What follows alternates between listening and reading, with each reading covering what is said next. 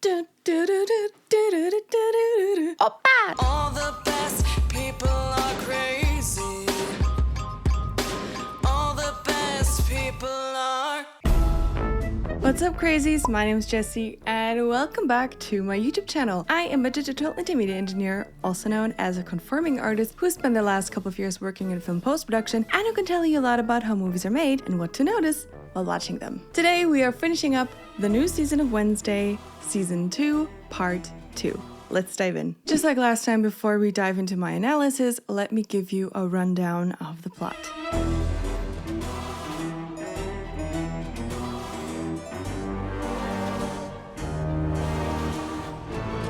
As predicted, Wednesday is alive, but in a coma. In said coma, she's visited by her new spirit guide. I am your new spirit guide. Surprise! Surprise! It's her old principal, Ms. Weems, because they're like cousins 13th times removed. This is just to get this beloved actress back. That's the only reason. Ms. Weems does a totally unnecessary recap of the last 4 episodes, You lost your psychic ability. and in turn, lost what made her interesting. You lied to your one and only friend Enid Sinclair about her impending doom. Who cares about Enid? They've made her so annoying in this season. They kind of ruined her character for me. Like, I don't even care anymore what happens to her. Freeing Tyler Galpin, a homicidal Hyde, from a high-security psychiatric institution. No, actually, her uncle released all the inmates by electrifying the building. Wednesday was just there. Get your facts straight, ma'am. As it turns out, Lily Moskowitz somehow survived the attack of all of the inmates on her, and she goes and pays a visit to Wednesday. Leaving so soon? I brought you some lilies. Lilies? Do you get it? Because she's Lily Moskowitz. Lily Moskowitz! I don't even know if that was intentional, but a nice Easter egg for me. She tells Wednesday that she has burned all the evidence linking her to Lois and that Wednesday should leave well enough alone, tying up that plotline. But Lily Moskowitz is not the only one who appears at the hospital. Wednesday Adams? Who gave you this?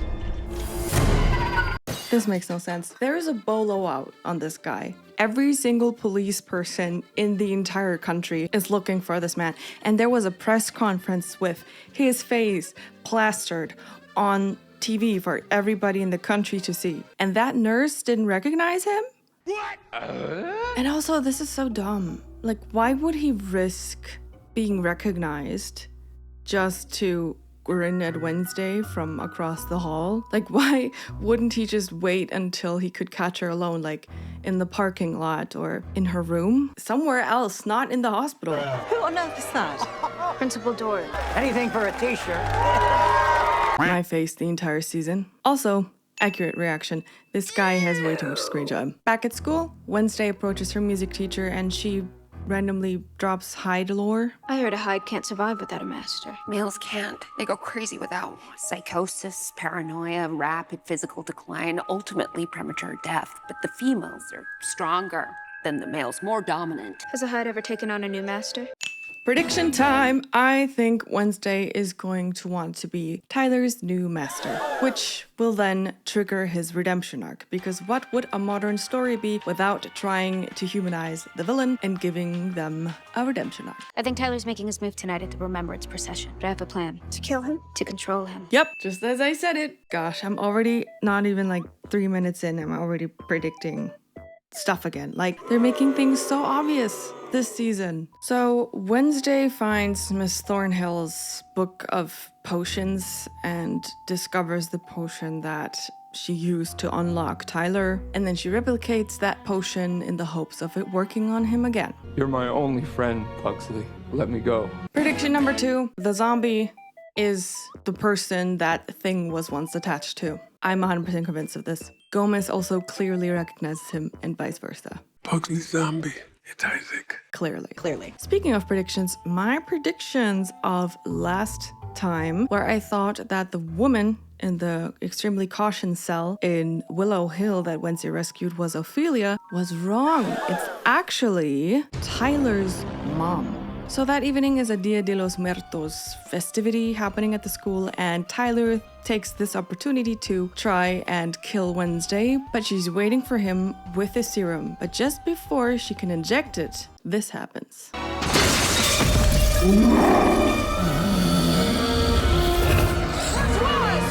We had a deal. For once, a nice plot twist.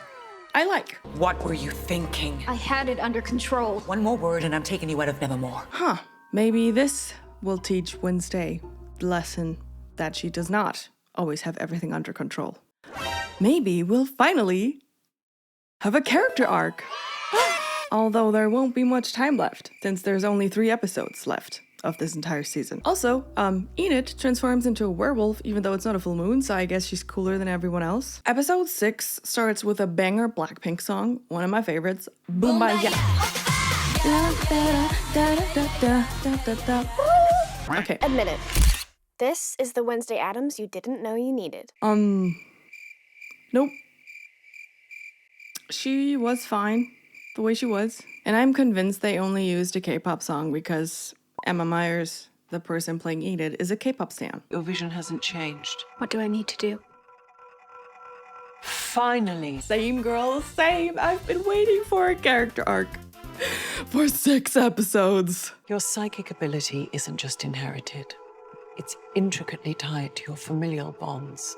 The escalating and unresolved tension with your mother is what's disrupting your power.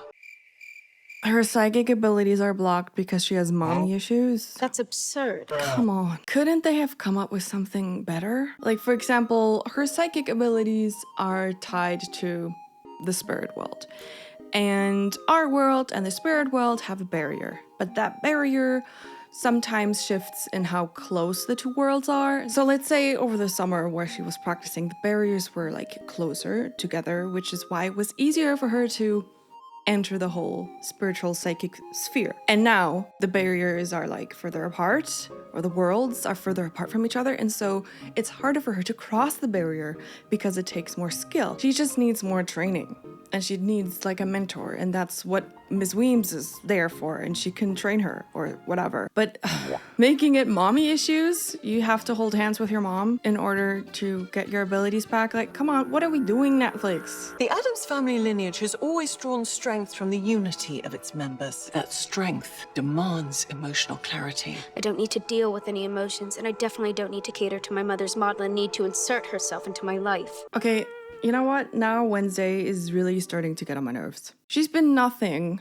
but stubborn and arrogant for 5 episodes, and just when you thought she might have a character arc, she goes off being stubborn and arrogant. Still, can you please just finally start learning the lesson? We find out that Isaac, the zombie, is Tyler's mother's brother? You transformed into a werewolf without a full moon. It means you could be an alpha.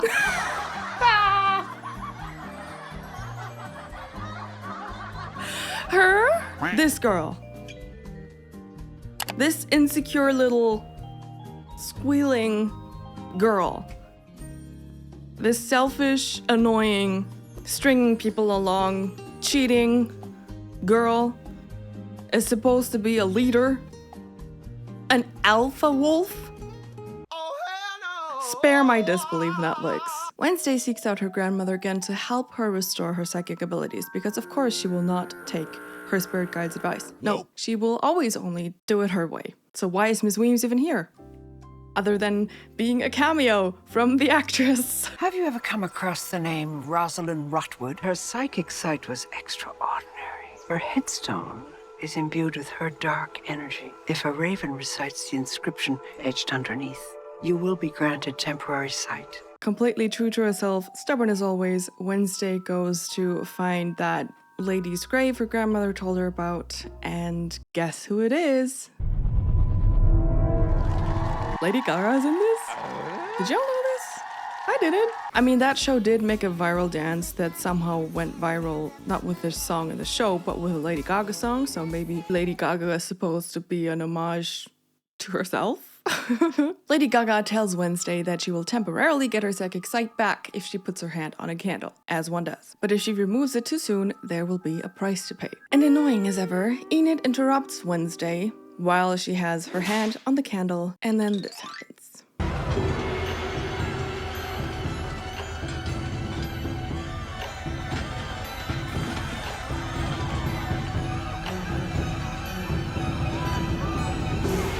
The two end up Freakier Friday. I'm not kidding. No, no, no, no, no. The only sort of fun thing about this is seeing the actresses in opposite roles actually very much nailing it. Whatever you did, you need to fix it. Right freaking now. But that's all it is. None of this would have happened if you just left me alone. You're seriously blaming me? Yeah, Enid. Couldn't you tell that Wednesday was in a trance? Wednesday, in Enid's body, goes back to the headstone to try and find out how to resolve this Freaky Friday dilemma. And I was just thinking, why didn't Wednesday wait to go to that headstone during the day? Then she wouldn't have risked the curfew, which is why Enid came running after her, because they did dorm checks. They had to be in their rooms at night, but Wednesday went at night, but then she goes back to the headstone by day, so there was nothing keeping her from just waiting till the morning. I don't understand why she risked this, but now because she didn't wait, all of this happened. But I guess they needed something to make the story interesting, so they went ahead and stole the idea from a different movie. Isaac the zombie finds Tyler and his mother in the bunker that they have been hiding in. He tells her that he has taken care of Lily Moskowitz permanently, thus wrapping up the entire murder mystery plotline, I guess. And he also tells them that he intends to go back to Willow Hill to find his machine, which can take away somebody's outcast abilities. Since the hide is making his sister sick, he intends to find a cure. The show steals even more Freaky Friday lore when Lady Gaga tells the Enid Wednesday that in order to switch back, they need to fully embrace and understand the deepest parts of the person whose body they are inhabiting. And well, they also have to be willing to die in each other's bodies, so I guess they added the death part. But this is just Freaky Friday, or any other 90s rom-com whatever where they did body swaps. I thought we left this in the 90s or early 2000s, this whole plot line. So Enid goes a bit nuts in Wednesday's body, putting her in color, starting around the school, making it super inconspicuous to everyone that something is going on. You had one job, Enid, to not make a scene. But yeah, she's annoying, as always, of course. And I love Blackpink and all, but why didn't they use a more recent song? This one, Boombaya, is from 2016. That's 9 years old. That's like Gen 3 of K-pop. We're in Gen 5 now. Like, huh? Also, don't stone me for this, but Blackpink, their vibe is badass. That does not match Enid at all. Like, why didn't they use one of the like cuter girly pop K-pop groups like Momoland or Twice? Songs from them would have been amazing. They would have fit so much better to Enid's entire vibe, and then it would have been even more jarring for us to see Wednesday doing like a K-pop dance. Like, they could have used the Boom Boom song from Momoland. That has a very easy choreography for you to learn the... You know, that would have been easy for Jenna Ortega to learn, and she would have not just been jumping around randomly, but would have actually danced an official K-pop dance and been iconic as always, and would have weirded out her classmates even more. Like, that would have been so funny if she did like an actual K-pop dance routine. But this, she's just randomly dancing semi-offbeat to a 9-year-old Blackpink song. Yes, I know the Momoland song is also old, but I guess they were looking in K-pop songs from 2016, so they could have just used the one from Momoland as well, and it would have been so funny. And it also would have been such a interesting actual performance and a nice homage to Emma Myers liking K-pop and Jenna Ortega already putting on an iconic dance routine in season 1. So they could have killed two birds with one stone, but no. Instead, they gave us this. In a very forced, plot-devicey way, Wednesday's stalker, Agnes, tells Wednesday Enid that Wednesday had this premonition that she would die, and all she's been doing is trying to save Enid, and thus now Enid knows that she's gonna die. At the Addams family dinner that night, Miss Weems appears to Morticia and finally lets her know about the Freaky Friday dilemma. Wednesday's stalker stumbles upon Tyler's family stealing one of Isaac's inventions from Nevermore and manages to sneak into the trunk of their car. Frantically, she texts Wednesday her location, and her and Enid follow them to Willow Hill. You think being a Hyde is a curse? It's the most free I've ever felt. That so-called freedom comes at a price. Every transformation has a human cost until it finally steals your life. Remind me, did they ever tell us where Hydes come from in season 1? Like how they started to exist and what they're about and all? What exactly unlocks a Hyde?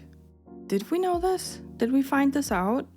Does it always have to be a serum? Or is it something else? And also, all we know about them has just been told to us in fleeting conversation. But it would have been so much cooler if Wednesday would have learned about Hydes in class, a la Harry Potter and the Prisoner of Azkaban, when they learned about werewolves. Then they could have had like a setup of this topic, and it would have been in the backs of our minds, and they wouldn't have had to always give us some sort of exposition anytime they needed us to know about a new thing that concerned the Hydes. We would have already known. Now, long story short, Wednesday transforms into a werewolf in Enid's body, thus finding out that Enid is an alpha because it's not a full moon. Wednesday's stalker makes the machine explode, thus failing the experiment of trying to remove the Hyde side from Tyler's mom, and everybody manages to escape. At the end of episode 6, they do the typical accepting and understanding mumbo jumbo that we have in Freaky Friday, and Enid and Wednesday switch back.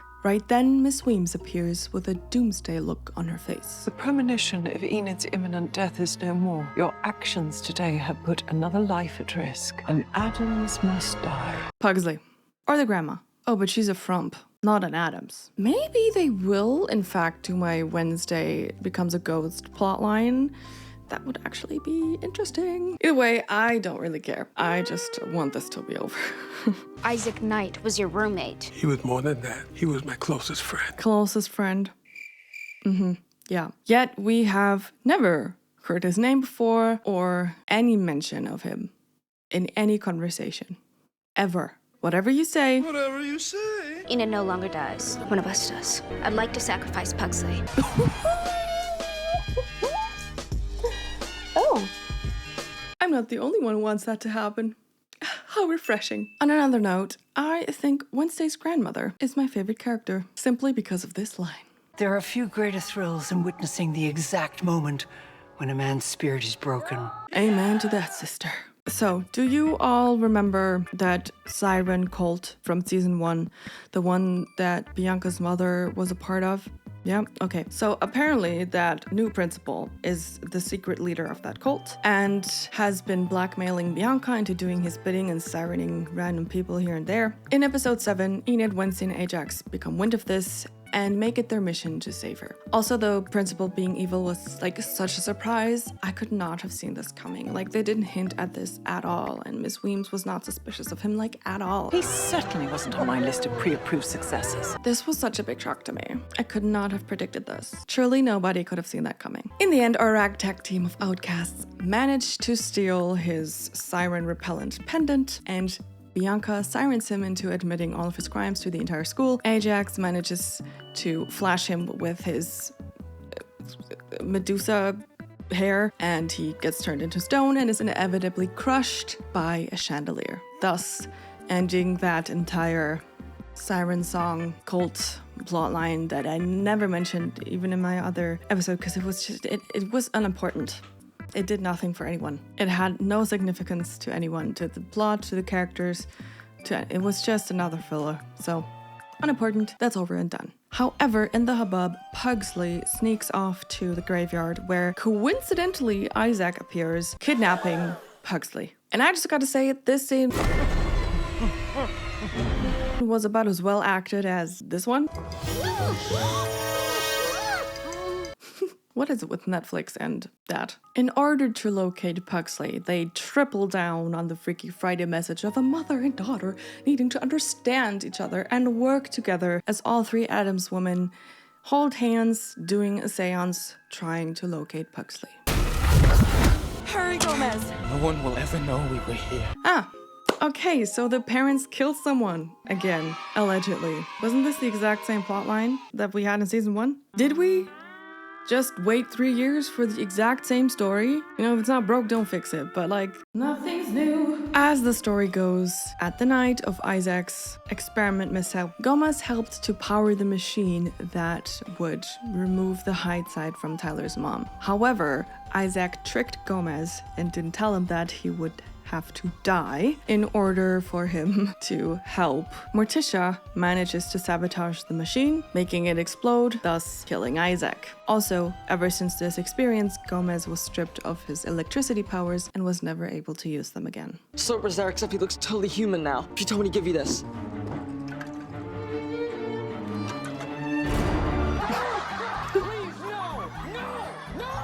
You mean to tell me these guys had the time to make a snow globe that replicates the school tree whilst being chased and hunted by the police, having to break into medical facilities to get medicines for Tyler's mom so she doesn't die sooner, and kidnapping Pugsley. They had time to build a pretty little snow globe. Well, it's not little, it's like actually really big, and it looks really nice, and I would love to have it on my shelf, but like, what? Okay, I guess he's into arts and crafts too. Go, Isaac. Great. At least it's an interesting way to send somebody a message. But come on.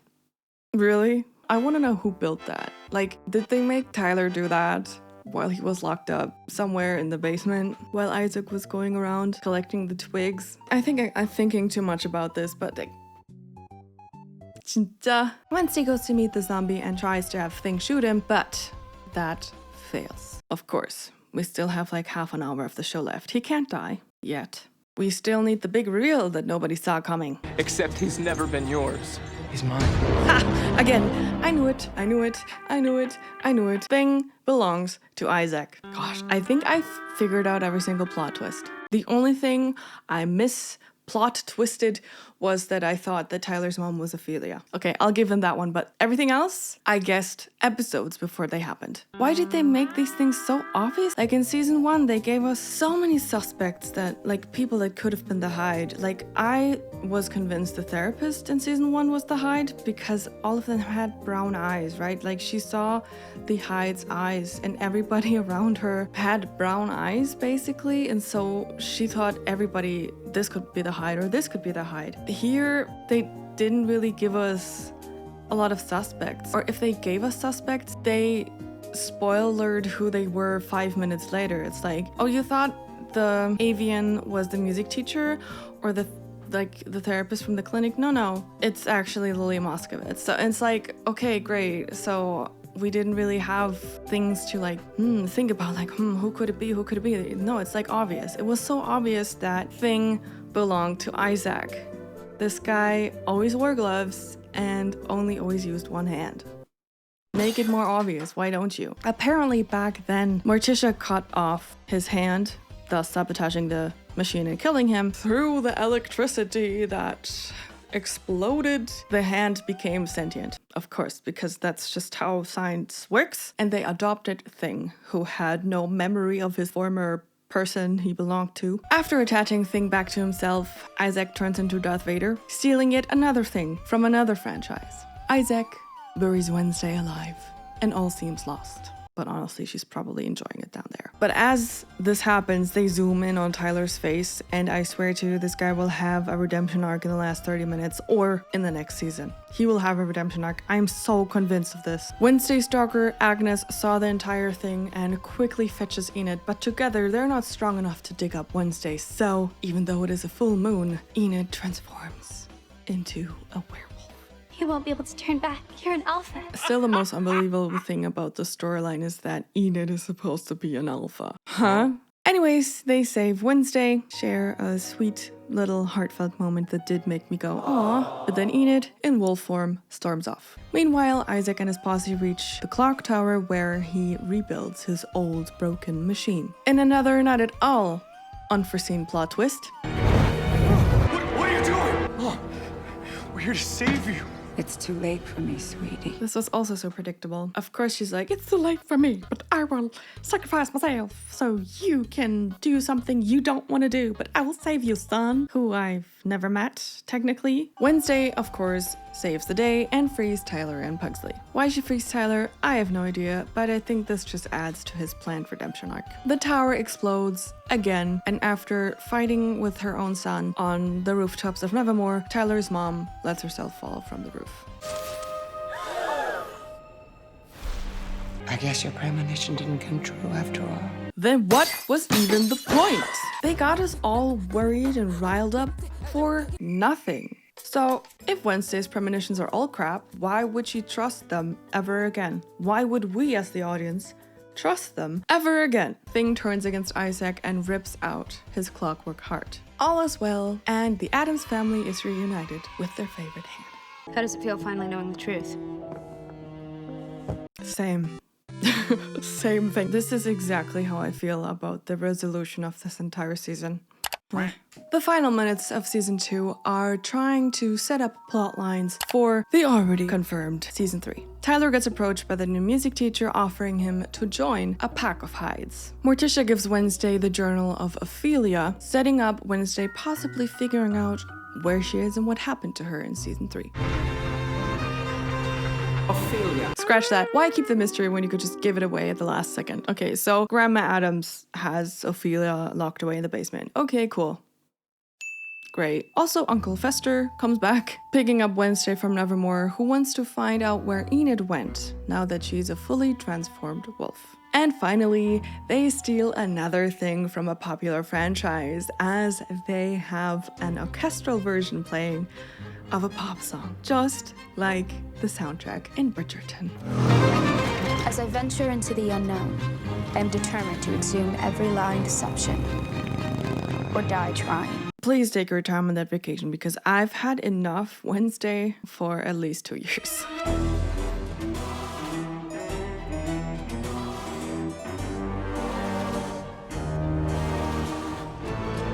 Guess what? I have something positive to say. What? I know I've been critiquing this show a lot, but I have a professional eye, okay? So let me use it. This is why you're watching this channel. And my professional eye has noticed that there has been a shift in the color grade compared to part 1. It's a bit more saturated and colorful, and it looks better, honestly. I also feel like the lighting was more thought through, making some scenes feel more artsy and aesthetically pleasing than in part 1. I especially like this shot. Look at how the patterns of the grades reflect on the water, or how the entrance has this cool, almost egg-like shape. I like this icy blue light coming from behind the silhouette and the soft green lighting coming from the side. Plus, we can also see the light on the water reflecting on the ceiling. This is a really beautifully centered shot. This guy is just walking through a sewer and it's like almost the most beautiful shot that we've gotten this entire series. Why is the cinematography suddenly better here? I'm not complaining, I'm just amazed. I really like it. I also really appreciated the gala in episode 7. Look at those costumes. Look at that extravagant decor. Finally, we know where the budget went. And not just that, we know for a fact that their costumes were really thought through in detail. I found a clip from Vogue where Catherine Zeta-Jones talks about her gown that I want to show you in a second. But with Morticia's gown in that gala scene, they wanted to pay an homage to the OG 90s Morticia, but also put a modern twist on it. Above her gown, she's wearing an exterior panier, something that would usually go underneath Victorian dresses, making them go like whew.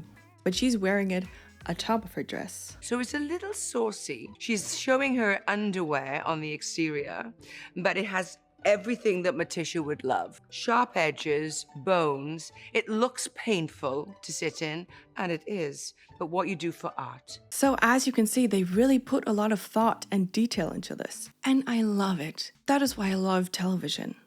Because of people who love what they're doing and who pay attention to detail, as they did with this gown. Also, for that ball, they used built sets. You can tell that this is not green screen. They built everything you see. And that is why it really looks extremely regal and beautiful. And the entire gala scene was lit so nicely, so aesthetically pleasing, with a lot of interesting color combinations, making the atmosphere of this entire scene warm, but mysterious, festive, and yet calm. And I don't know how they achieved this, but I got goosebumps and really enjoyed the entire scene. For me, the gala scene shows that they can do it. They know how to do it right, how to make it look pretty and beautiful and aesthetically interesting. But for some reason didn't care to consistently aim for that kind of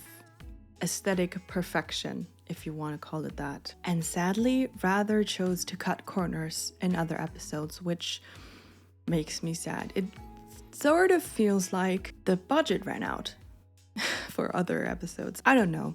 Of course, like I wasn't part of the production, but it would have been so nice to have the gala quality throughout the entire season. Alas, we only got it here.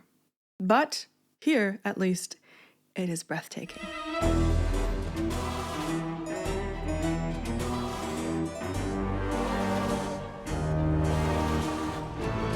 The big mystery in the end is the exact same one as in season 1. Gomez and Morticia allegedly killed someone and then had to cover it up. Only the person isn't dead and now seeks revenge. Did we really wait 3 years to get basically the exact same story? Also, the fact that Ms. Weems is Wednesday's new spirit guide feels so forced. This was truly just to get this actress back, especially since Wednesday didn't do anything that Ms. Weems told her to. She could have just been replaced with a puff of air, because that's how much she affected the plot. She didn't. Nope. There was absolutely no setup or mention that they are related, that the Weems and the Adams are 13th cousins or something. Never ever. No hint, no seeds planted, nothing. This was just so they could have the actress back. The whole body swapping thing was fine. It just wasn't a new idea. They dug very deeply into plot recipes that were popular in the 90s and pulled out the old, let's do the body swapping switcheroo. It just feels like the writers were running low on interesting plot points that they could come up, and so they looked around at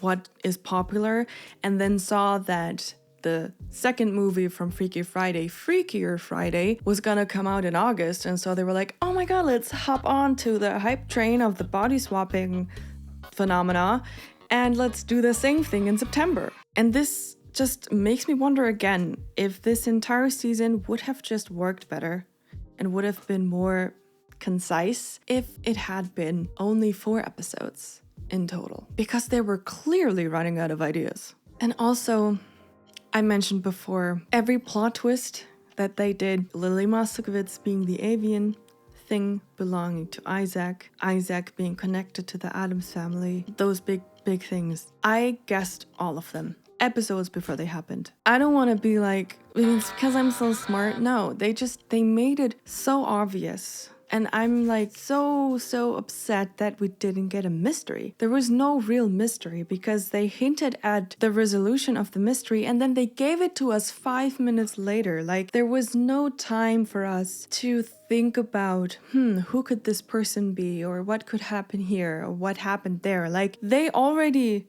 did a pause between the 2 parts. They cut after episode 4 and gave us a month to wait until we got the next 4 episodes. But in episode 4, they reveal who the murderer is. They did not keep us on our toes. They didn't let us stew and think about, what could possibly happen next? Like I said in my last video, there was no mystery left for us to think about, which is so sad because there could have been many mysteries that we could think about if they had established Isaac better, or if they had kept the reveal of Lily Moskovitz being the bad guy in episode 5 in the beginning. For example, like let's say Fester and Wednesday get discovered by the avian, and the episode ends, and we're like, no, who is it? Who is it? You know, we could have wondered that for a month, but they gave it to us. So there was no reason for us to keep talking about it, wondering about it. And Isaac wasn't prominent enough for the plot that we were wondering what he was or who he was. I mean, I already was back then thinking to myself, I bet he's the owner of Thing, but didn't mention it in my last videos because I didn't think it was that important, because I didn't care about the zombie, because the whole zombie plotline just felt like an afterthought. I'm really sad that they didn't keep up the mystery, because they did it really well in season 1. Like I mentioned before, Wednesday was like, this is the hide, this is the hide, this is the hide, this is the hide. But in the end, it was Tyler, like the person we were maybe shipping her with. You know, it was a good mystery. But here, new characters just appear, they get talked about a little bit, and then we have a resolution of what they're about. And you know that the writers can do better. But everything that they just didn't feel like anything new and predictable. And I'm really, really disappointed about that.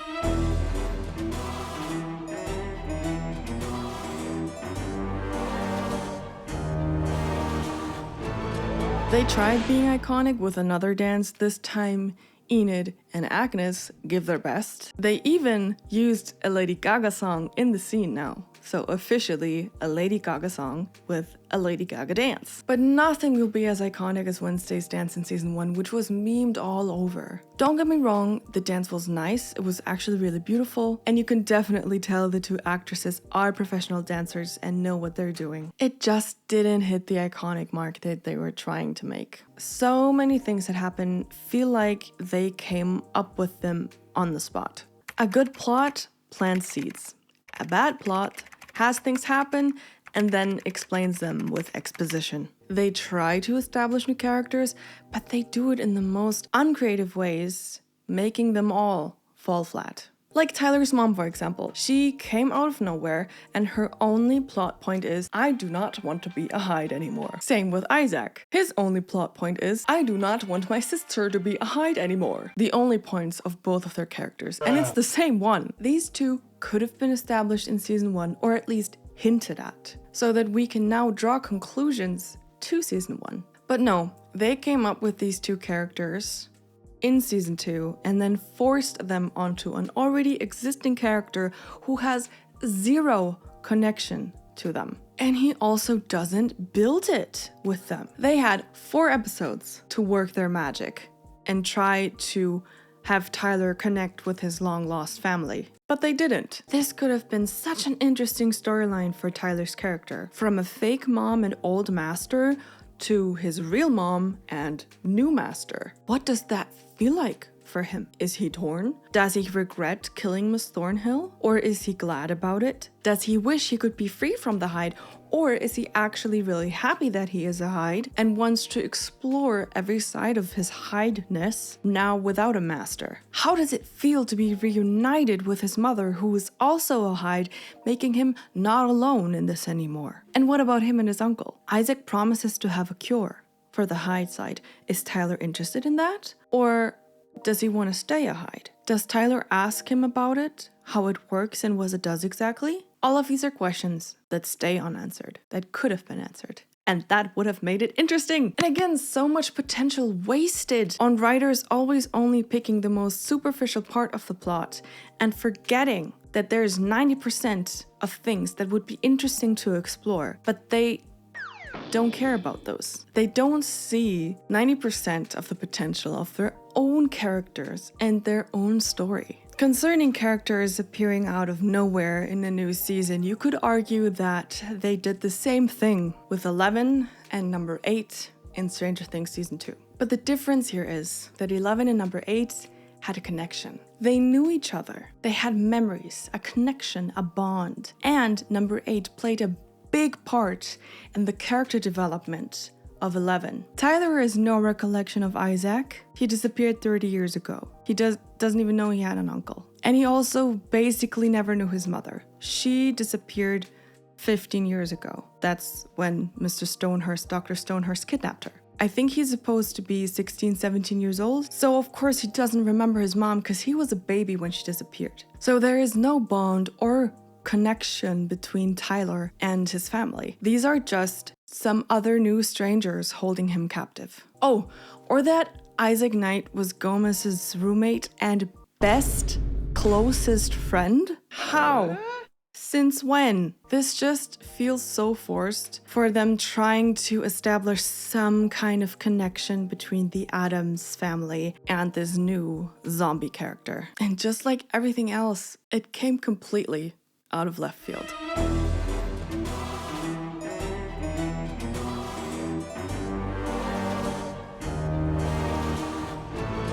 Despite my hopes in looking out for it, there was no character development for Wednesday to be found anywhere. I had hoped that maybe through Miss Weems, Wednesday would start learning that she cannot always do what she wants, that she's not the only person who can get things done and that she needs help from others. But she never listened to her. Nope. She always just went off, did her thing, and Miss Weems looked at her disappointed afterwards. The only thing that changed was that Wednesday did involve some other students in taking down the evil principal, but that was only because Agnes, her stalker, overheard the entire plot and thus warned Enid and Ajax, and that's how they ended up working together. If Agnes didn't exist, Wednesday would have done this by herself.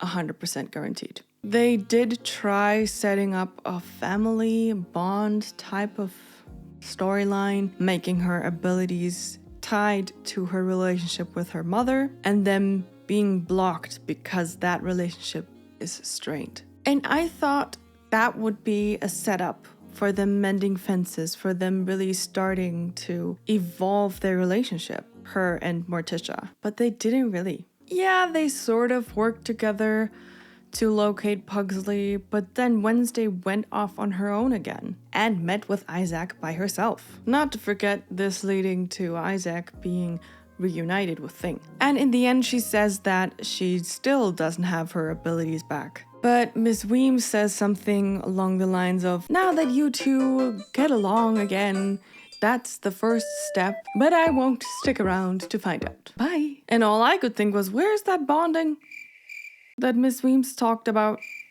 Is the bonding in the room with us? Was that supposed to be the moment where Morticia gives Ophelia's diary to Wednesday? I can admit that Morticia is trying. She's trying to be there for her daughter and trying to listen to her. But Wednesday isn't. She still hasn't changed. And finally, there are no real stakes in this show. Everything bad that happens is resolved quickly with no real loss. When Thing was attached to Isaac, that lasted for less than 30 minutes. Nobody we cared about died, unlike Ms. Weems when she was killed in season 1. I cried. Enid is supposed to die, but then doesn't. And Adams is supposed to die, but then doesn't. Like, why would we as the viewers ever be scared about losing any one of the important main characters ever again? We will never trust any kinds of storylines like this ever again because they didn't see it through. And they also didn't give us a valid explanation as of why the premonition didn't come true. They were just like, well, guess you're wrong, lol. What was even the point? It would have made somewhat sense if they had actually gone with my Enid dying a social death idea that I mentioned in the first episode. Hear me out. What if Wednesday's premonition had something to do with Enid being an alpha wolf? Those are notorious for being ostracized and hunted down by their own kind. Alpha wolves turn into lone wolves and eventually die alone. And as we saw, Enid turning into a wolf on a full moon was Wednesday's fault because Wednesday was buried alive and there was no other way to get her out. But her turning into a wolf by a full moon prevents her from ever turning back, allegedly. Wednesday's vision could have indicated that in order to save Wednesday, that now Enid is in danger of being hunted and killed by her own kind. This would have made so much more sense. But see, These are plot lines that they set up themselves. I didn't think of this. I just took what they already presented me with and spun it in a way that I think would have been interesting. But they have so many interesting plot lines like this that they just let fizzle. Or they changed what they were to fit their own new plot line. And it feels like they thought of these things the morning of shooting, making the entire plotline of Wednesday and her psychic abilities and the entire vision thing make zero sense.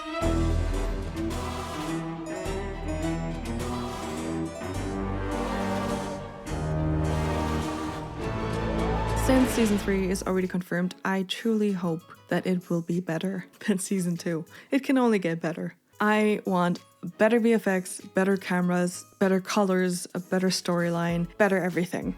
So please, Netflix, hear my plea. Oftentimes you have knocked out season 3s. Season 3s usually are your best ones, so please make this a better one, okay? Thank you guys so much for watching. Let me know what your thoughts are on Wednesday season 2 in the comments down below and what you think will happen in season 3. Do you also think Tyler will get a redemption arc? What's up with Ophelia and the grandma? Like, everything that you think might happen, let me know in the comments down below. Don't forget to like, comment, and subscribe to this channel, but also to my second channel, Jessie Grace, where I'm starting out as an indie musician and as of last week started a new format called demo sessions, where I will be posting original songs that I have written in their demo version. I'm very excited about this, so go check it out. My first song is already out. And also I have a third channel. It's a podcast that I have with my sister Jennifer. It's called The Way, The Truth, and The Lies. It's about spirituality and faith and how we both broke out of a very toxic evangelical Christian belief system and how we got there, what that is all about. You can hear in our podcast. All links to Spotify, Apple Music, everything is down below. Stay crazy. See you in the next one. Bye!